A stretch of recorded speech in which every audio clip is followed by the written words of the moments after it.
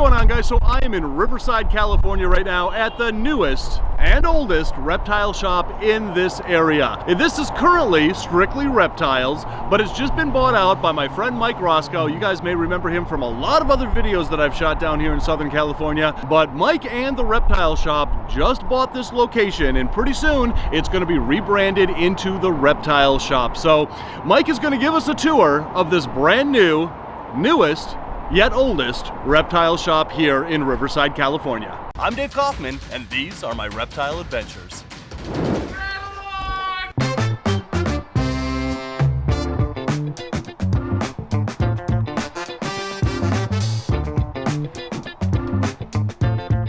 Mike! Hey, welcome to the shop. You're just standing there waiting for me? I was just waiting for you, man. Yeah, that's good. Right. That's what we do. That's awesome. I stand here waiting until the day that you come every time. And you do this just for me, not Just for all for the you. customers. So you No, just just you. you Just just you. stand right Special here. treatment for you. I love it. All right, so this is a brand new shop. Brand new shop. But it's a really old shop. So it's been here for about 20 years, and we're trying to restore it to its former glory, kind of bring a reptile shop twist to it. We're going to end up calling this the Reptile Shop Riverside.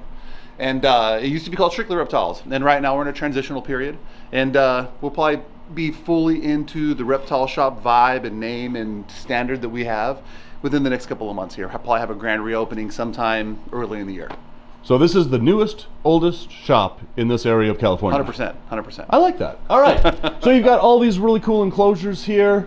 We're just gonna like start on one end like we do with all these tours and just see what's over there, go over there, go over there, and then end over here. There it is. Let's do I it. see something cool right here. But first, I see baby leopard tortoises.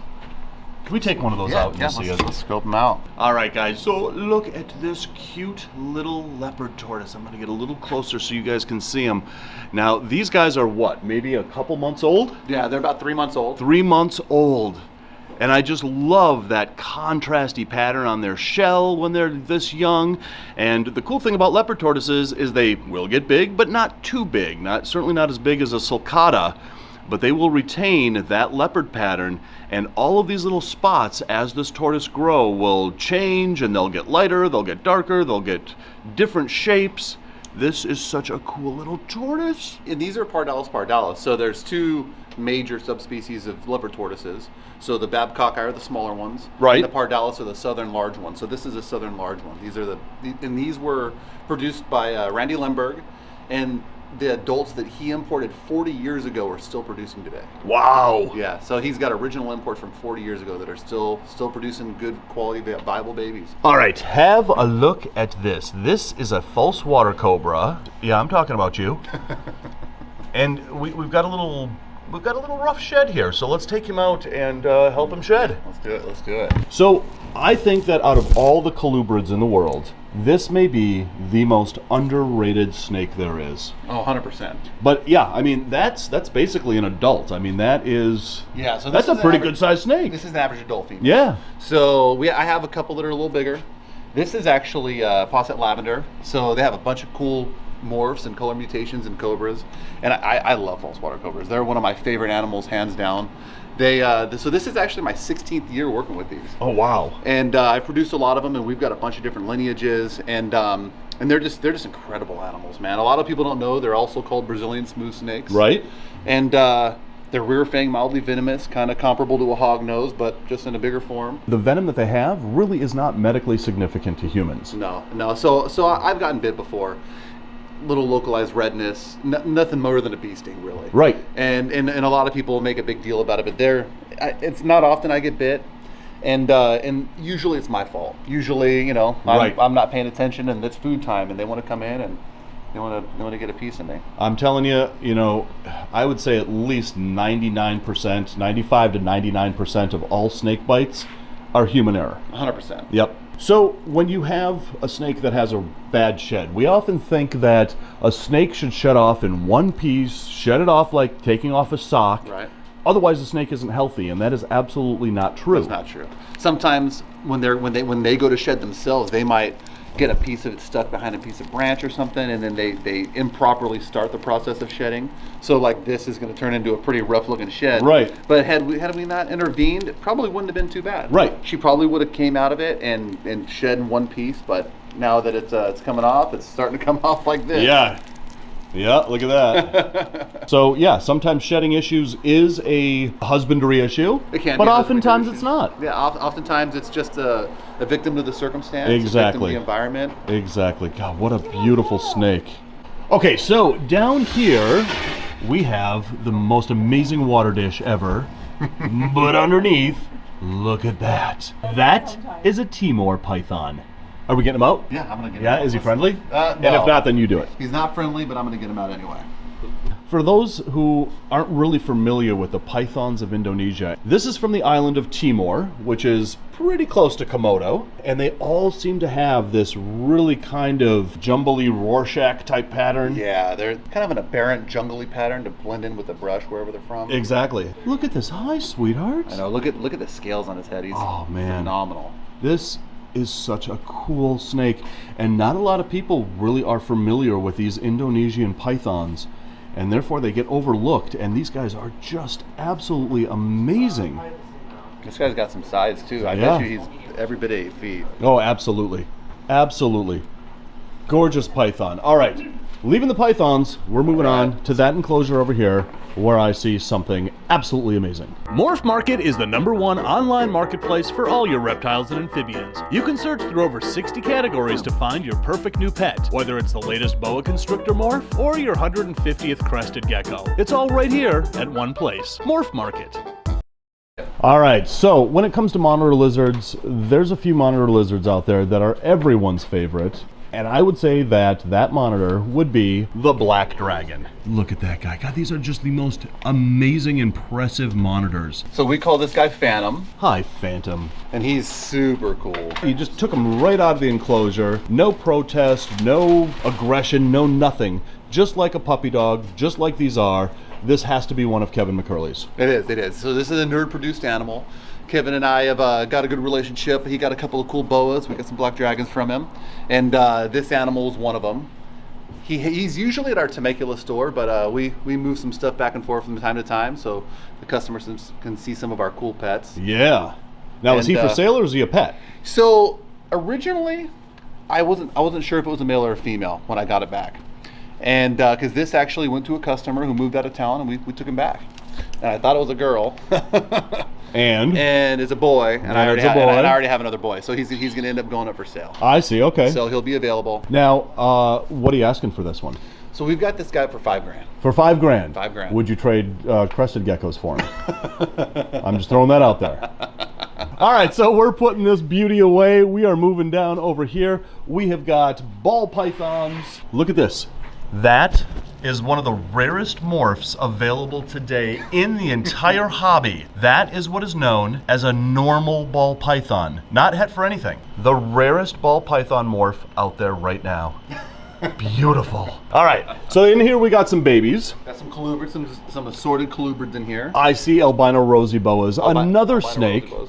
that really doesn't get as much attention as they deserve. Not at all. They make a phenomenal captive.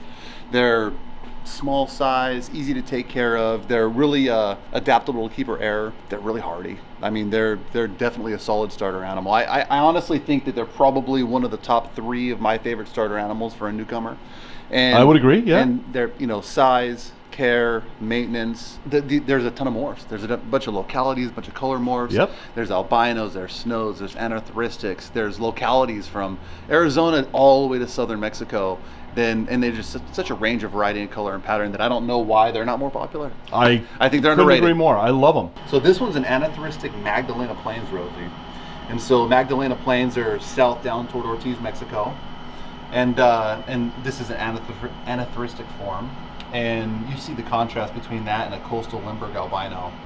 So these Limburg coastal albinos actually originated in the Temecula Valley where our other store is. So when you take an axanthic or an anatheristic and you breed it to an albino, you get something called a snow, and that's what that is. It's almost a pure white snake with some little hint of pattern. These guys are phenomenal. I mean, I can't tell you how cool they are. And the first one I ever saw was at Randy's house about 20 years ago when he made the first ones. And it was just a sight to behold. And these particular snows are pure coastals. Oh, wow. There was another albino lineage found in Whitewater, and those are a different subspecies of rosy boa. Those are cool. And again, highly underrated. 100%. All right, so we've got an entire other wall to check out right over there. We're gonna start, I don't know, there. Rainbow Mealworms is not only a proud sponsor of this channel, they are the premier source for all your reptile food needs. They grow all of their quality insects in-house, and I use them exclusively for all my insect-eating reptiles. So place your order today at rainbowmealworms.net or click the link in the description below. All right, so right over here, we've got one of the coolest lizards in the world. That is an Australian frill dragon. Is he handleable? Oh, he's totally. Oh, let's handleable. This guy's cool. Let's handleable him. Come here, buddy. Oh, look at that. Just perches right up. So pay very close attention to this orange and red color here on his belly, on his frill. That is one of the characteristics of an Australian frilled dragon. If this was all basically uniform color, the color of his head, and he didn't have those oranges, that would be the sign that this is a frilled dragon from New Guinea. Between you and me, I like the Australians better because 100%. of those little patches of 100%. color. And they're beefier, they're a little more robust. They got a really cool, impressive red frill. Like, look at all the colors in there. Oh, man. He's like, leave me alone. He's like, quit playing with my frill. Yeah, that is incredible. Yeah, now, he isn't frilled about it. Da, da, da. They Yeah. look like they have really impressive pectoral muscles. They do. They look like they're buff. And- Yeah, look at this. Yeah. Yes, Stimpy, all I've ever wanted was pectoral implants. Did I just date myself with Ren and Stimpy No, reference? I know. I watched Ren and Stimpy when I was a kid. All right, we got it. Can we name him Ren? We can name him Ren. His name is Ren. His name is Ren.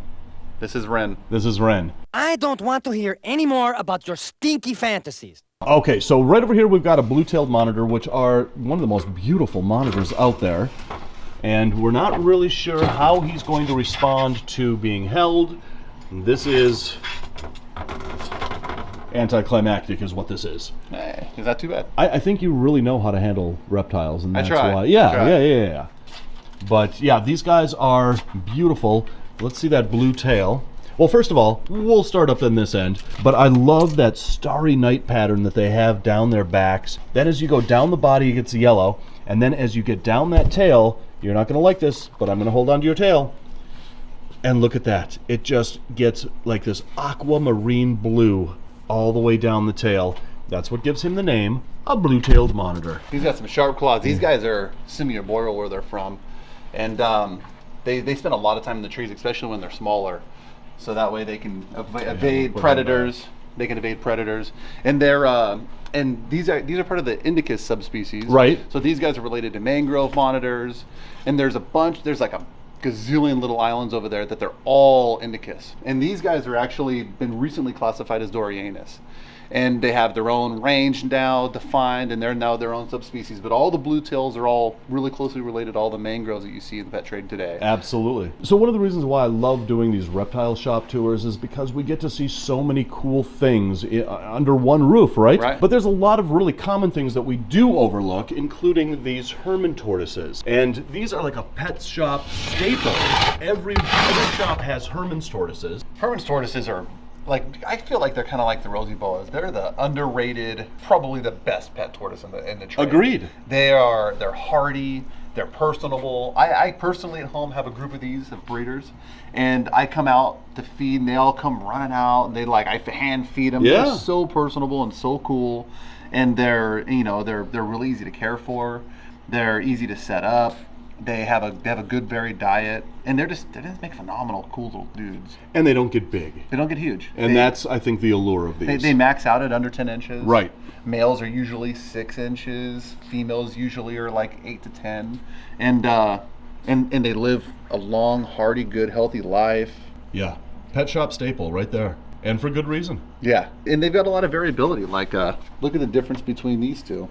So if you like a lot of black splotches, well, there's one there. If you don't, well, there's one there. All right, so moving on real quick. Down over here, we've got this really amazing green iguana. So that was just a recent owner turn-in. So it's something that somebody was moving out of town. They couldn't take it with them, and they brought it in.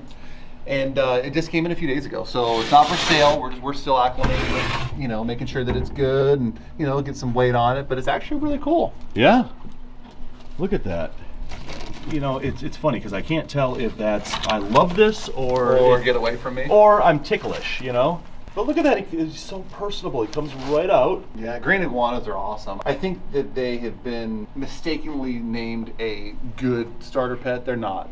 They're definitely an advanced keeper pet. I agree. And I don't think that people realize that they can do some damage as an adult. Like they're no joke. But they also can make a phenomenal pet. Right. And I think that they shouldn't be sold as a regular staple as a beginner pet. I agree 100%. If you want a beginner pet, start off with a leopard gecko or a bearded dragon. They're much more conducive to people's circumstances. These get 6 feet and they can be formidable as an adult. Right. And males during breeding season can put up a wallop on you if you're not careful. Yeah, absolutely. But at the same time, they have such cool personalities and they can make such phenomenal pets that it's a shame that they've been pondered to our industry the way they have been. And I hope that changes in the future and that they can just be appreciated for what they are and be kept by keepers that are capable. 100%. Okay, so on the topic of iguanas, look at this cutie. So this is a rhino iguana. Yeah. We have a rhino iguana named Aries. Nice. Love that dude. But this is just a young one. And the thing about rhino iguanas is they kind of go through the terrible twos. And when they do that, they become little butt munches. Yeah, but they outgrow that. They can be formidable. Right. But they end up being like this one here started off very cantankerous. And now as we get into it, it's a lot more tolerant of me. It still doesn't like me that much, but it's a lot better. No. Oh, look how much he likes you. He didn't want to be pet. He just wanted to sit on your come hang out on my shoulder. like a parrot. And he's like, and that's about enough of that. He's like, there's my cameo, I'm out. That's right. That's right. So, this guy is absolutely adorable. I would play with this guy all day if we could, but we've got to move on to down here. Speaking of cantankerous, Yes. we've got a big old blood python down here. Let's take him out and play with him. Let's do it. So I have a love-hate relationship with blood pythons. Of course. Oh, no. Oh, he's like, I'm gonna get you. Oh, look at that. When snakes make that S-shaped curve in their neck like that, that is their body language saying, stay away. But being the reptile people that we are, we're gonna ignore that and continue to take him out, right? Yes. Right, I mean, and by we, I mean you. Yes. So these guys are another one of those underrated pythons. They are absolutely beautiful, especially the bloods. The short tails, which these are related to, are not without their charm. But these guys are so underrated, and I think it's because they have a reputation of being springs with teeth. They really are. I've kept a lot of these guys in the past, and they definitely do their due diligence to try to get me like this one is. But look at that. I mean, I just love how big and chunky their bodies are. And the colors, I mean, can you imagine if we had these kinds of colors in a retic or a ball python? I know. That's right? That's what we're striving for. Absolutely. Some of these wild contrast colors. But yeah, these are not for everybody. Definitely not for beginners. Whoa! Yeah, I'm reading him. He's famous last words. Yep, he's trying to do that turn. That S-shaped turn in that neck. Okay, so moving on to our final enclosure. Here we have a guru monitor. You're gonna crawl up. You're gonna crawl up. Come here. Usually he'll come crawl up my arm. Come on. These are literally puppy dogs with scales. All right, so for those who don't know how amazing this monitor lizard is, tell us about the guru. So the guru is it's essentially a harlequin pattern. So most of the monitors most of the Asian water monitors have like a really aberrant, no rhyme or reason pattern. So these kind of look like a pattern that you almost see like on an ornate ornate Nile monitor. Exactly. So they used to be called harlequin, and gurus actually originated from a guy not too far from here. And he was producing some water monitors and popped out some really killer, good, bold pattern ocelli on the back that are in line, and hence the name Guru started because it was his lineage. And but they're technically a harlequin pattern morph. And they've been propagated pretty consistently over the last like 10 or 15 years to where they're getting better, more consistent, more bright. These guys, as they get bigger, all these ocelli that are kind of a light yellow color will turn bright yellow as they get older. And that is the story of the Guru monitor. All right, so here we are in Riverside, California, where this is the brand new addition to the Reptile Shop. Yeah. You also have a shop in Temecula. We have a shop in Temecula. We have, so the shop in Temecula is our original one. We You've been there a couple Yeah, of times. I have, and it's awesome. And you know, we've been looking for an expansion opportunity, and this came up. I used to come to this store when I was a kid. Oh wow. And you know, it changed hands a couple of times, and most recently we got opportunity to grab it and add it to our line. And I'm really excited to bring this store to the same quality that we've known to have for our other store. And I'm really looking forward to seeing all the people that come in and meeting all the new customers in this area and really expanding to this neck of the woods. This is about an hour north of our other store. Right. So we're just trying to reach out to a different, you know, different customer base and bring the same thing that we brought to the people in Temecula up here. So guys, if you are in the Riverside, California area or the Temecula, California area, you've got to come check out these really amazing reptile shops. I'm not just saying this because Mike is paying me. Are you paying me? Nope. Nope, I'm not just saying this because Mike is paying me. We'll talk. Anyway, guys, as always, thanks for watching. And until the next reptile adventure, love the planet, feed your reptile obsession, and rattle on.